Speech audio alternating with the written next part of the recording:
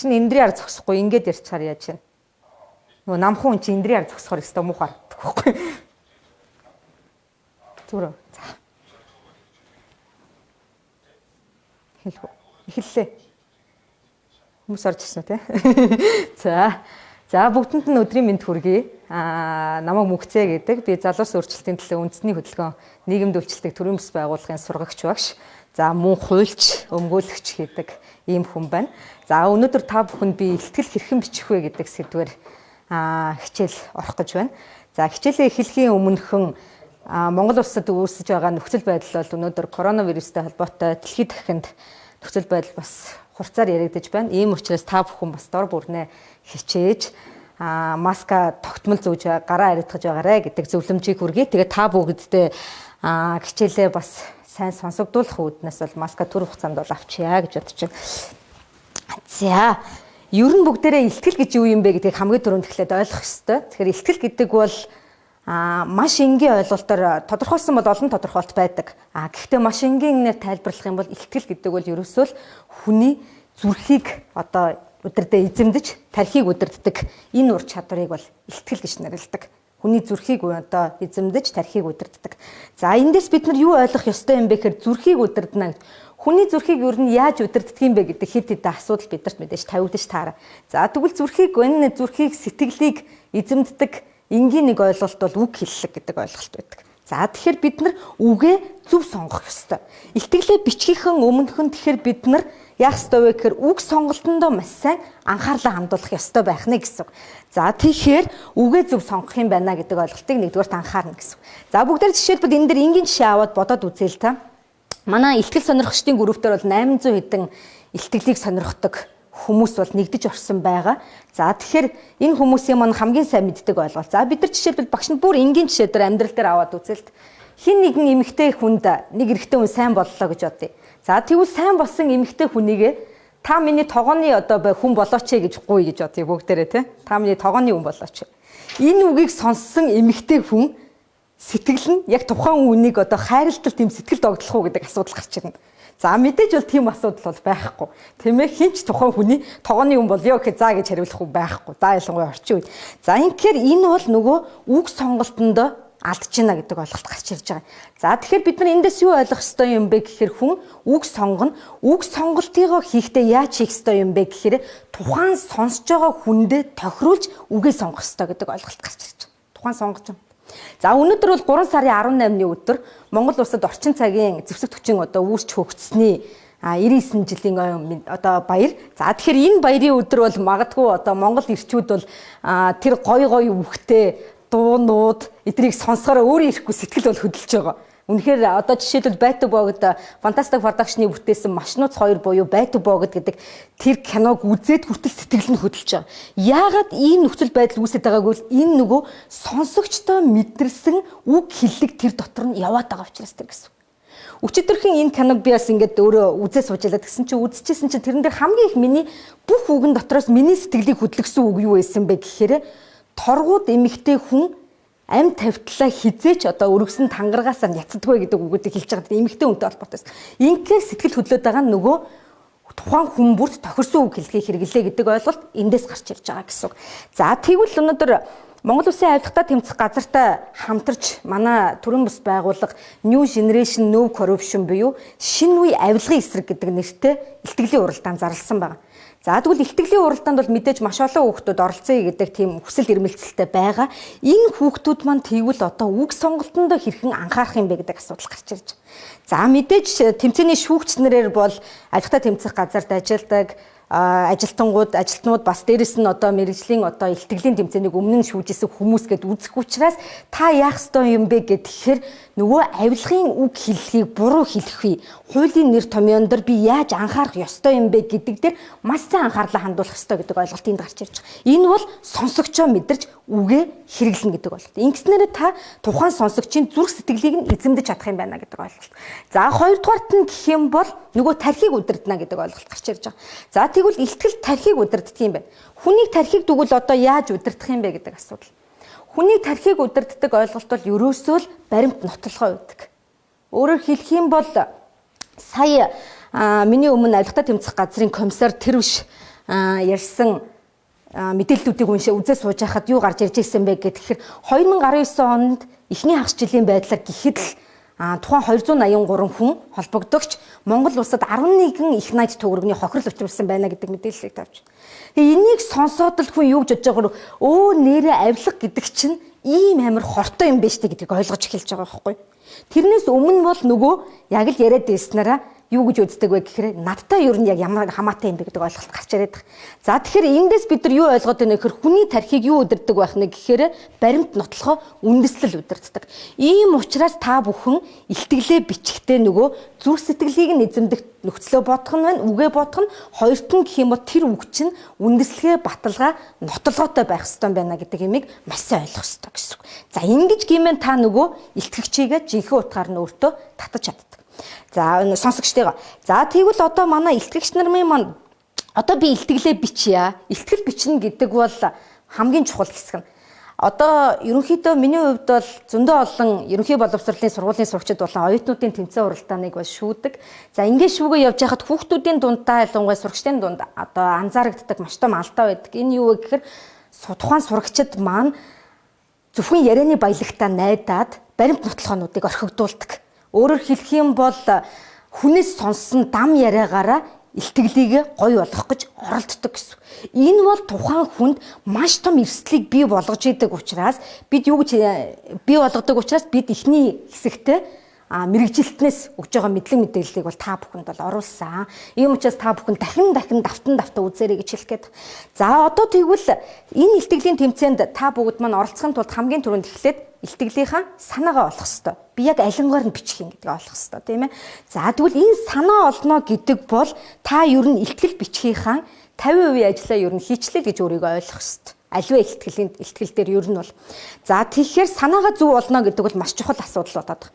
За одоо бүгдээрээ тэгвэл жишээлбэл хүүхдүүдийн маань хувьд энэ тэмцээн дээр оролцохдоо хэд хэдэн санааг өөртөө авч болж байгаа. За тэр нь юу юм бэ гэсэн чинь ер нь бол авилгын гэмт хэрэг өөрөө авилга ямар хор аюулыг дагуулдаг юм бэ гэсэн чинь жишээлбэл хөгжил дэвшлийн эсрэг гэмт хэргийг бий болгодог, байгаль орчны эсрэг гэмт хэргийг бий болгодог. Өнөөдөр авилгын тэр нөхцөл байдлаас болоод утаа ийм болсон гэдээ ярьдаг. Монгол Улсын үндсэн хуулийн дээр Монгол Улсын иргэн бүр хүн бүр эрүүл аюулгүй орчинд амьдрах хэрэгтэй гэж заасан байдаг. Тэгвэл өнөөдөр бид нар маш их утааны асуудлыг бол монголчуудын хувьд нэг жоохон инээдтэй ч юм уу нөхцөл байдал байдаг штэ. Өвлөн нь болохоор бид нар чинь нэг юм одоо уран гулгалтын тамирчид шиг энд тэнд халтарч унчих гал те өөрийгөө хэрхэн яаж аврах дээрээ суралцсан байдаг.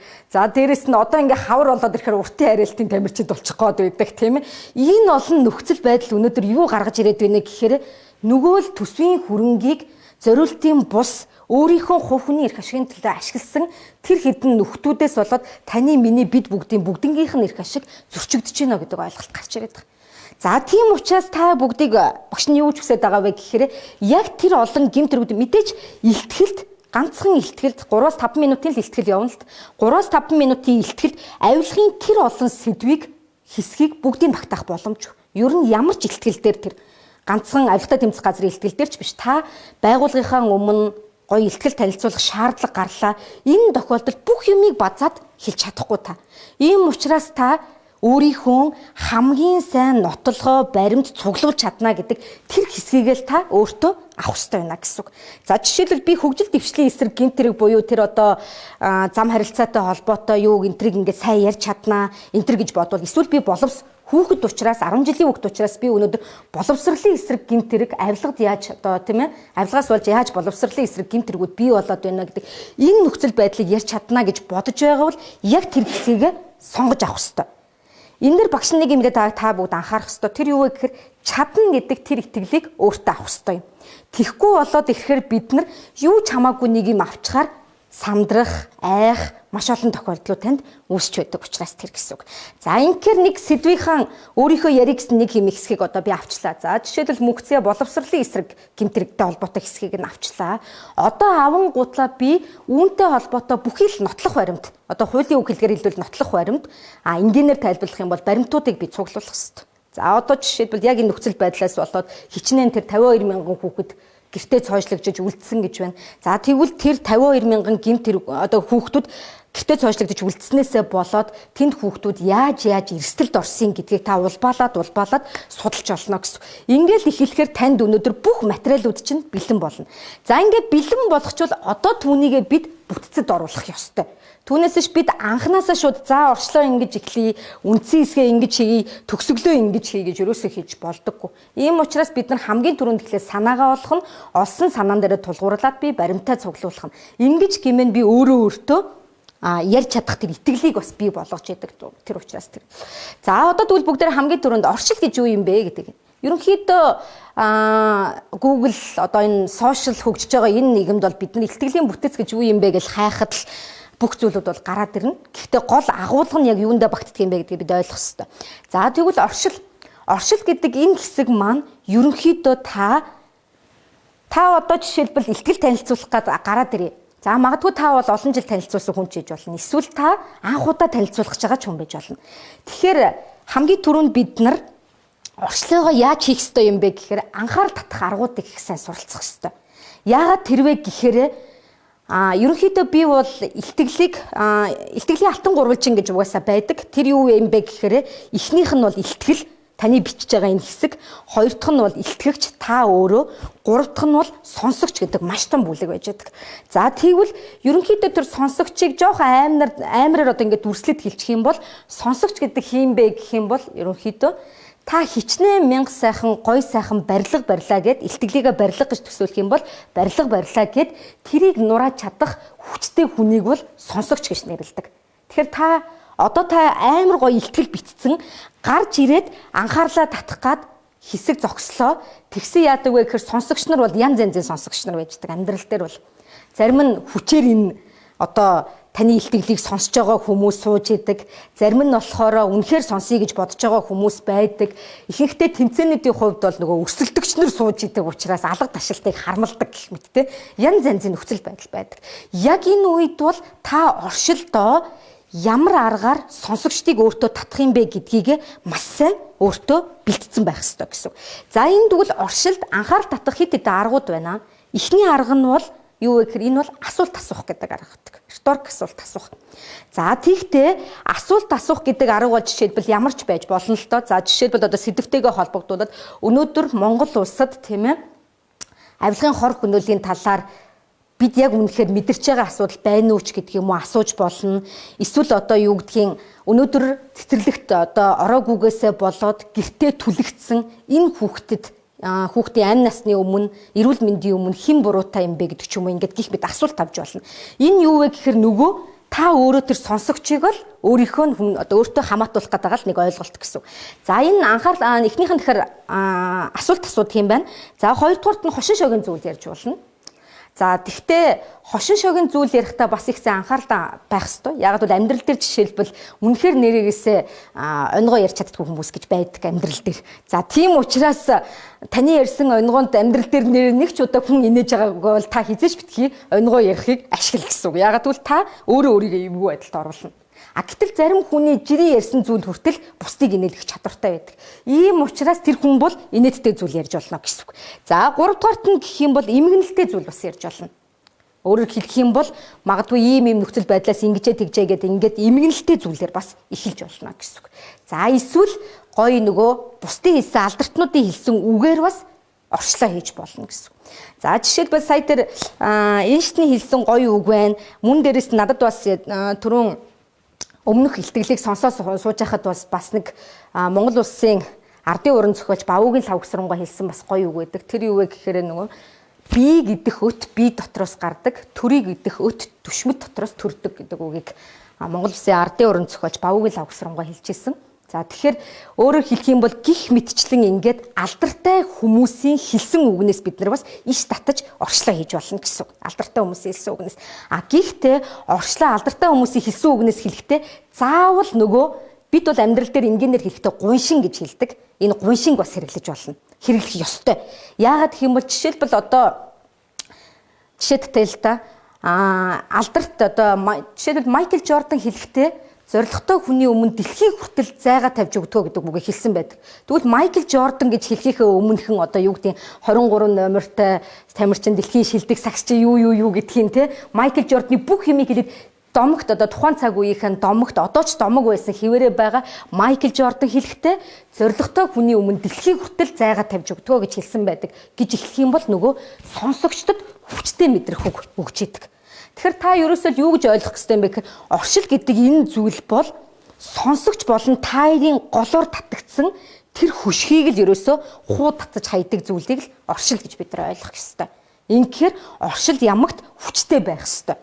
Ерөнхийдөө илтгэлийг бид нар бол бүтцийн хувьд энэ гурван хувьд аваад үзэх юм бол яг л амьд хүний зүрхний бичлэг шиг байлгах ёстой юм. Амьд хүний зүрхний бичлэг чинь нэг ихэнгээд нэг ихлээд нэг дээшлдэг шүү дээ. Тэгэхээр яг түүнтэй адилхан оршил бол ямагт анхаарлыг татдаг тийм дээшээ байх ёстой гэсэн. За одоо хоёр дахь үндсэн хэсэг рүү оръё тийм ээ. За үндсэн хэсэг дээр орлоо. Слайд нэг явуучих. За ингээд үндсэн хэсэг рүүгээ оръё тийм ээ. За одоо бүгдээрээ үндсэн хэсэг гэдэг зүйлийг 100% гэд аваад үзчих юм бол та ерөөсөө үндсэн хэсэгтээ энд бол энэ илтгэгч хэдэн үндсэн хэсэгтээ гол санааг авч үзсэн байна гэхээр 3 гол санааг авч үзсэн байна гэсэн үг. Илтгэлийн үндсэн хэсэг буюу гол санаа гол хэсэг явахдаа ерөөсөө л дээд тал нь 2-оос 3 гол санааг л үндсэн хэсэгт авч үзэх ёстой. Түүнээс ш одоо 5 10 болгоод нөгөө санаанууд ихсэх тусмаа цагтаа одоо багтахгүй улмаас яадаг вэ гэхээр нөгөө хүн маань ойлгомжтой тодорхой сайн илэрхийлж чадахгүй гацаж түгдрэх өөрийгөө сандрах гэх мэт маш олон нөхцөл байдлыг аваачдаг. Ийм учраас ерөнхийдөө баланс нь бол хамгийн ихтэй 3 гол санааг л та тухайн илтгэлдээ дуртаараа гэж хэлэх гээд байгаа. Тухайн илтгэлдээ дуртаараа. За одоо бид нар жишээлбэл бодоод үзээд авилгын талаар ярих гэчээлээ гэж бодоход гол санаа нэг нь жишээлбэл түүхэн цаг хугацааг авч үзэж болно. Тийм ээ. За одоо жишээлбэл авилга яг хизэнээс бий болсон юм бэ энэ төр гэл янз янзын асуудлууд байгаа л байдаг. Жишээлбэл зарим хүмүүс ярьдаг л да Монголын нус товчон дээр гардаг нөгөө хар булган дахны чинь хариуд хагцсан усын чинь одоо нэгтгэж өгье энэ төр гэл юмуд байдаг шүү дээ. Энэ жишээлбэл бас яг авилга байсан уу гэж зарим хүмүүс асуугаад байдаг байхгүй. Тэгэхээр гих мэдчлээ ингээд түүхэн одоо нөхцөл байдлыг эхлээд яриад дараа нь одоогийнхыг яриад тэгээд ирээдүгээ ярьж болно. Энэ бол их юм бол жинхэнэ утгаараа нөгөө гол санаагаа авч үзээд байна гэсэн. Ерөнхийдөө энэ илтгэлийн уралдааныг зарлах болсон гол шалтгаан яагаад нэр нь шинэ үе авилгын эсрэг гэж нэрлээд байна гэвэл за бид нар бол монголчуудын хувьд нэг жоохон нэг ийм хандлагатай хүмүүс байдаг штэ. Одоо зарим аав ээж нар бол бүр яг тийм болцсон байдаг. Нэг нас жоохон 40-оос дээшээ гараад ингээд ирэхээр за ер нь бол миний энэ нийгмийг өөрчлөн гэдэг бол өнгөрсөн гэж. За одоо ингээд миний хүүхэд сайхан яваарай. Нөгөө хүүхэд жоохон явж ийснэ за болохгүй юм байна. Ер нь өнгөрлөө миний хүүхэд л сайхан яваараа гэдэг. Тэгэхээр энэ нөхцөл байдлыг өнөөдөр хэдий болтол бид нар авч явах юм бэ буюу яг одоо зэт үеийнхэн гэж нэрлэгдэж байгаа та бүхэн яаж авилгын эсрэг нэгдэх юм бэ гэдгийг л илэрхийлүүлэхийг хүссэн. За дараагийн слайд явуулчих. За тэгэхээр ингээд гол санаа бол тэгэхээр та нар эндээс юу харах гээд байна вэ гэхээр ерөнхийдөө гол санаа гэдэг бол илтгэл 5 минут та 5 минутын илтгэл танилцуулах гэж байгаа бол оршил 1 минут, дүгнэлт оршил 1 минут, дүгнэлт 1 минут, үлдсэн 3 минут нь гол санаа буюу нөгөө гол хэсэг чи явж идэг, үндсэн хэсэг чи явж идэг. Тэгэхээр цагийн менежментийг бас илтгэлийн ерөнхий бүтцтэй бичгтээ анхаарлаа хандуулах ёстой гэсэн үг. Яагаад бол та нар зарим илтгэгч нарын хүүхдүүд маань бас сонсч байсан бах. Амьдрал дээр за насан туршид ч гэсэн сонсч байсан. Зарим дарга нар нэг ингэдэг шүү дээ тий. Амар их оршилтой. За ингээд тийм баярын минь төргий ийм юм гээ тэгсэн чинь ингээд ингэсэн чинь ингээд яваал энэ явж яснаа яг нэг жоохоо гэсэн үлдэнгууд бараг за баяртай гэх нь хоолгүй байдаг. Энэ бол нөгөө илтгэлийн балансыг алдагдуулж идэг учраас энэ хоёр хэсэг чинь цагийн хувьд маш бага эзэлнэ гэдгийг ойлгох хэрэгтэй. За нөгөө үндсэн хэсэг рүүгээ оръё тийм ээ. Үндсэн хэсэг дээр одоо энэ жоохон шилжилт хийгэрэй гэдэг юм байдаг бол сануулдаг юм. За одоо бүгдээр гол санаа 1-ийг гаргацсан, 2-ыг гаргацсан, 3-ыг гаргацсан. Энэ гол санаанууд дээр нэг анхаарах хэрэгтэй юм нь ингэдэг юм. За та 30 минутын ч вэ, 3 минутын ч вэ илтгэл танилцуулах та 3 гол санаа гаргалаа гэж бодоход тэр 3 гол санаа чинь өөрөөсөө одоо өөр ингэсэн онцлогтой байх хэрэгтэй. Өөрөөр хэлбэл юу хэлэх гээд байна гэхээр хоорондоо ерөөсөө үзэл санаа нь давхцахгүй байх хэрэгтэй гэсэн үг. Давхцахгүй байх хэрэгтэй. За ингээд 3 өөр санааг илэрхийлнэ гэдэг санаа явж байгаа. За тэгвэл гол санаан дотроо бас дид санааг бас оруулж болно гэж хэлж байгаа. За тэр дид санаа нь одоо юун дээрээ хуваагдаад бас үечлэгдээд явах боломжтой. Жишээлбэл одоо түүхэн цаг үеийг судлаа гэж бодоход одоо юу гэдгийг 800 жилийн өмнө ямар байсан, 21 онд ямар байсан, 40 онд ямар болсон, 60 онд ямар болсон гэж ч ярьж болно. За энэ бол таны өөрийн асуудал байгаад байгаа. За ийм учраас эднэрлөгөө бас анхаарлаа хандуулаарай гэж хэлэх гэдэг. За өгч дараагийнхаа явуулчих. Явуулчих болчих. За наад ч юм л явцсан шүү дээ. Өмнөх нь явуулчих. Наатайхаа биш. Наатайхаа.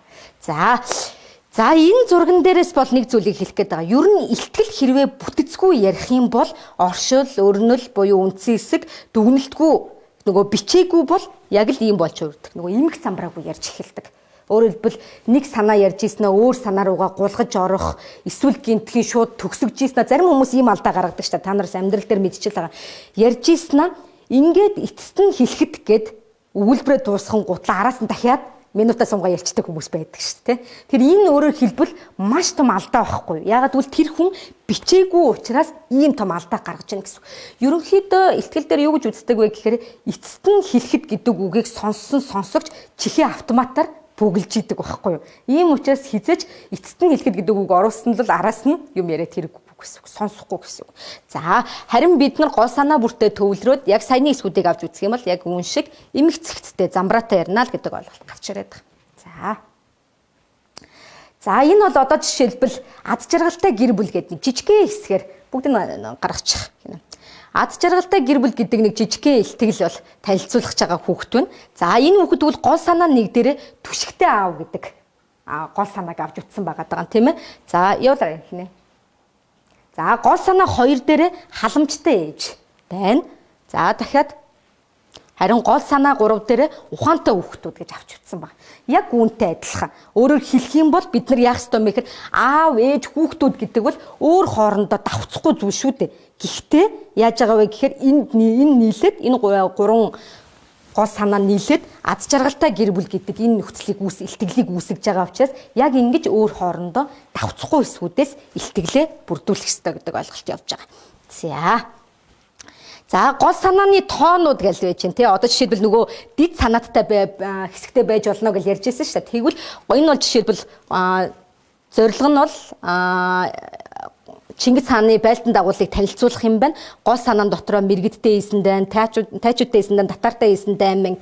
Энэ олон дайнуудыг 8 гол санааг жишээлбэл авч үзсэн байгаа. Та нар одоо эндээс харах юм бол яаж энэ 8-ыг 5 минутын хугацаанд жишээлбэл ярих вэ гэдэг асуулт гарч ирж байгаа үстэй тий. Тэгэхээр энэ бол хизээч амьдрал дээр биелэхгүй. Ийм учраас яах вэ гэхээр энийг хооронд нь цомгтгоно гэдэг ойлголт гарч ирж байгаа. Жижигхэн болгоно гэсэн үг. За одоо жишээлбэл энийгээ тэгсэн чинь одоо яасан бэ гэсэн чинь Чингис хаан их Монгол улсыг нэгтгэхийн тулд хийсэн дотооддоо хийсэн дайн Чингис хааны их Монгол улсыг өргөтгсөн гадаад аяндаа ингээд 2 хуваачж байгаа байхгүй саяныхаа. Ингэхийн бол харин хүмүүст ойлгомжтой. Дотоодын аяндаа ярих гэдэг юм байна, гадаадын аяндаа ярих гэдэг юм байна л гэдэг асуудал гарч ирж байгаа. За ийм учраас эднэр дээр бас анхаарлаа хандуулаасай гэж хүсье. За одоо эндээс биднэрт нэг ийм асуудал үүснэ. За би ингээд орчлоо хийчлээ, гол санаагаа хийчлээ. За одоо би тэгвэл дүгнэлтээ хэрхэн яаж хийх юм бэ гэж те. Тэгэхээр эндээс та бүгдийн бас нэг анзаарж байгаа юм бол эхний хоёроос гарч ирж байгаа байх гэж бол найдаж чинь. Тэр юу вэ гэхээр гол санаа бол тухайн сонсогчдыг өөртөө татаж одоо анхаарлыг нь дээшээ өргөдөг юм байна. Харин үндсэн оршил бол харин үндсэн хэсэг буюу гол санаанууд бол хүмүүст мэдлэг өгж идэг учраас илүүтэйгээр тэр нөгөө амбицийг хөдлөгдөг биш, огшуулдаг биш, харин яадаг байх нь гэхээр нөгөө анхаарлыг төвлөрүүлж өгдөг гэсэн үг. Тэгэхээр жоохон доошоо бодуулж байна гэдэг ойлголт гарч ирнэ. За одоо тэгвэл хүмүүс чинь нөгөө амар амбицлал нэрээ Чингис хаан ингэсэн шүү гэж бодож амар амбицлаад оршил хэрхэллээ. Араас нь нэрээ Чингис хааны байлдан дагуулт ийм болсон юм байна гэж бодлоо. Хойноос нь одоо дүгнэлт гарч ирэх ёстой гэсэн үг. За тэгвэл дүгнэлтэн дээр одоо харин яах ёстой юм бэ гэх юм бол унтуулсан одоо ингээд хүмүүсийг ийм чигээрээ байлгаж болохгүй. Бодуулсан чигээрээ ингэх юм бол хүмүүс унтаад өнгөрчнө. Ийм учраас хамгийн арийнх нь хэсэг дүгнэлт хэсэг бол юу хэлэх гээд байна вэ гэхээр хүмүүсийг буцаагаад огшуулдаг ийм байдалтай байчих ёстой гэсэн үг. Ингэж ийж илтгэл яг амьд хүний зүрхний бичлэг шиг болдог гэсэн үг. За яг илтгэлийн бүтцийг бол бодож бичихтэй ийм зүйлүүд дээр анхаарлаа хандуулах хэрэгтэй. Тэгээ ерөнхийдөө бол хид хідэн мундаг илтгэгч нар бол байна. За тэгэхээр одоо TEDx илтгэлүүдийг бол та бүхэн YouTube дээр хайгаад TEDx илтгэл гэд хайхад зөндөө олон гоё илтгэлүүд гарч ирнэ. За мөн дээрэс нь илтгэлүүд дээрээ Монголын бас мундаг лекторуудын илтгэлүүдийг бас та бүхэн олж унших бас боломжтой. За одоо тэгэхээр ерөнхийдөө илтгэлийн бүтэц дээр бас анхаарал бичих ёстой. Одоо энэ бичлэгтэн дээр анхаарах ёстой нэг гол зүйл бол нөгөө үг сонголт гэж хамгийн ихний хэлжсэн учраас та яг ямар илтгэл бичих гээд байна, ямар гол санааг авсан бэ гэдгээс шалтгаалаад нөгөө дотор нь афоризмууд бас ашиглах ёстой шүү гэдгийг хэлэх гээд. Ингэж таны илтгэл илүү сайхан амжилттай болдог. Яагаад тэрвэ гэдгийг одоо хамгийн сүүлд нь би бас дүгнээд яаж тэгвэл илтгэлээ та сонсогчтой амьтай болгохын тулд ямар аргуудыг хэрэгэлдэг вэ гэдгийг хэлж өгье. Энэ юу вэ гэхдээ маргааш хичээлээр илүү тодорхой болох бах. Энэ юу вэ гэхээр эртний грекийн сууцтгэгч Аристотель бол сонсогчийг өөртөө татах 4 арга байдгаа гэж тайлбарласан байдаг. Энэ арга бол эхнийх нь бол патос илтгэл гэж нэрлэдэг. Өөрөөр хэлэх юм бол та жишээлбэл ямар патос илтгэлийн төрөл гэдэг нь юу хэлээд байгаа вэ гэхээр илүүтэйгээр тийм хүний сэтгэл зүй рүү төвлөрсөн, уйлуулсан ийм илтгэлийг хэлдэг. За тэгэхээр жишээлбэл патос илтгэлийг бол миний хувьд бол одоо сурагчдын дунд ер нь Монголд айгүй аятайхан танилцуулдаг хүн бол Чила гэж боддог. За тэгэхээр Чилагийн илтгэлийг жишээлбэл үзэх юм бол ингээл зарим хүмүүс амар уйлал ингээл эхэлдэг шүү дээ. Яагаад тэрвэ гэхээр тэр илтгэл өөрөө хүний зүрх рүү нэвтэрдэг илтгэл учраас патос илтгэл гэж нэрлэдэг. Та тэгэхээр бас энийгээ бас сонгох хэрэгтэй гэсэн үг. За би патос илтгэл танилцуулах юм бол дандаа би илүү тийм өрөвдмөр кейсүүд энэ төр авилгаас болж яаж ингээд хохирж байгаа өрөвдмөр кейсүүд бас олох юм байна гэдгээ бодох хэрэгтэй. За хоёрдугаарт нь гэх юм бол митос илтгэл гэж байдаг. За митос илтгэлийн хувьд бол илүү тийм бахархал төрүүлсэн илтгэлийг хэлдэг. Бахархал, омогшил төрүүлсэн илтгэлүүдийг хэлдэг. Жишээлбэл одоо 13 дугаар энэ илтгэл бол жишээлбэл ингээл дотоод аяндаа яриад, гадаад аяндаа яриад ингээл явхаар өөрөө ирэхгүй монгол хүн бол омогшин. Яагаад гэвэл энэ бол өөрөө митос илтгэл байх нэ гэсэн үг. За тэгэхээр митос илтгэлүүдийг бас танилцуулж явах хэрэгтэй. За тэгээ бас нэг яг хуу илтгэлийн хамгийн сүүлийн шатанд ингээд нөгөө шалгарсан 9 илтгэгчийг бид нар шалгаруулна. Тэр 9 илтгэгч нарын хувьд бол би нэг зөвхөн зөвлөгөө өгөхөд юу гэхээр шүүж байгаа хүмүүс бол одоо жишээлбэл ажилтаа тэмцэх газрын яг одоо мэрэгжилтнүүд хэрвээ шүүж явах юм бол тэдний бас үнэт зүйл рүү одоо довтолж илтгэлээ бас бичих ёстой. Тэрийг юу гэлээ одоо хамгийн энгийнээр хэлэх юм бол юу хэлээд байна гэхээр жишээлбэл авилгатай тэмцэх газрын хүмүүсийн одоо хамгийн тэр дуртай үг ер нь авилгын эсрэг энэ хүмүүсийн явж байгаа үзэл санаа баримтал хаана очиод байна гэх мэтийг бас судлах хэрэгтэй. Ингэж хийж энэ өөрөлдвөл сонсогчийгоо өөртөө татдаг. Өөрөөр хэлэх юм бол хүн бүрийн одоо тэр байгууллага бүрийн митос буюу бахархал бас өөр байх магадлалтай байдаг. За энийг бас судлах нь ягаад бол хамгийн энгийнээр хэлэх юм бол жишээлбэл хуульчдын дунд бол үнэт зүйл бахархал нь болсон хүн бол Монгол Улсын гавьяат хуульч Ардын багш Бярагийн Чимдгүү байгаа. Гэтэл эмнэлгийн салбарт бол Бярагийн Чимдгүү төдийлөн амир нэр хүндтэй бас биш. Ингээд хэлэхээр юу вэ гэхээр үнэт зүйл бахархлаас шалтгаалж илтгэлээ бас бичих ёстой. За 3 дугаар илтгэл бол юу хэлэх гээд байна вэ гэхээр энэ бол логос илтгэл. Логос илтгэл бол гэхдээ бүх илтгэл дээр бас орж явдаг. Яагаад гэвэл логос гэдэг бол ерөнхийдөө таны илтгэлүүд өөр хоорондоо зөрчилдөөнгүй өөрийгөө тацаагаагүй байх ёстой гэж үздэг. За тэгвэл хамгийн сүүлийнх нь бол этос. Этос гэж байдаг. Энэ юу вэ гэх юм бол та илтгэл танилцуулж байхдаа ямагт өөрийнхөө нэр хүндийг бүрдүүлж явах ёстой. За ингэхээр энэ дөрвөн нөхцөл байдлыг л та өөртөө татчих юм бол юу үсэх гээд байна вэ гэхээр та өөрөө сонсогч байгаа бас өөртөө татаж чаддаг. Тэгэхээр хамгийн түрүүлээд эхлээд саяын 4 зүйлийг анхаарад мөн дээрээс нь илтгэлийн бүтцээ өнөөдрийн заасан хамгийн энгийнээр заасан энэ зүйлүүдийг анхаарад бичээд эхлэх юм бол таны илтгэл маш амжилттай сайхан илтгэл болж чадна. За гэхдээ илтгэлийг мэдээж гайхамшигтай танилцуулах бас нэг нөхцөл байдал юу юм бэ? Айдсаа хэрхэн даван туулах юм бэ гэдгийг мэдээж маргаашийн хичээлээр бол холбогдох багш нь танилцуулах учраас тэр лайвыгаа бас тухтаа сайхан үзээрэй гэж үзье. За ингээд анхаарлаа хандуулсан та бүхэнд баярлалаа. За